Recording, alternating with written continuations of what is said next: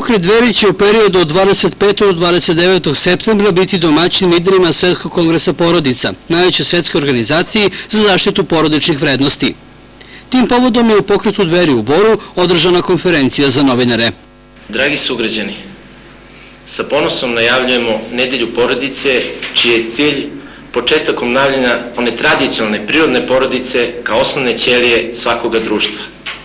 To je naš način da na jedan civilizovan, hrišćanski način ukažemo na sve probleme sa kojima su danas svakodnevno suočene sve naše porodice i da zajednički nađemo rešenje za dobrobit cele zajednice.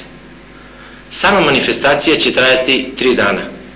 U četvrtak, 26. septembra, bit će organizovan okrugli sto u Medija centru u Beogradu, gde će nam gosti biti lideri Svetskog kongresa porodica, gospodin Don Feder, komunikacioni direktor iz Sjedinjenih Američkih Država, gospodin Aleksej Komov, predstavnik Rusije, ujedno i naš predstavnik pri Ujedinjenim nacijama, i gospodin Fabrice Sorlin, predsednik udruženja Francuske asocijacije tradicionalista, koje je na ulice Pariza okupilo preko 1 milion ljudi da bi javno iskazali revolt trenutnim stanjem u kome se nalaze njihove porodice.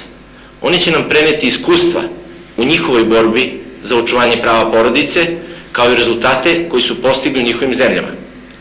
Sutradan, u petak, imat ćemo porodičnu ulicu u Knez Mihajlovoj u Beogradu od 16 do 20 časova, gde ćemo zajedno prošetati centrum Beograda i pokazati šta je pravi ponos Srbije. Gosti će biti dečiji animatori, glumci, bit će dečije muzike, uglavnom jedno pravo porodično okruženje.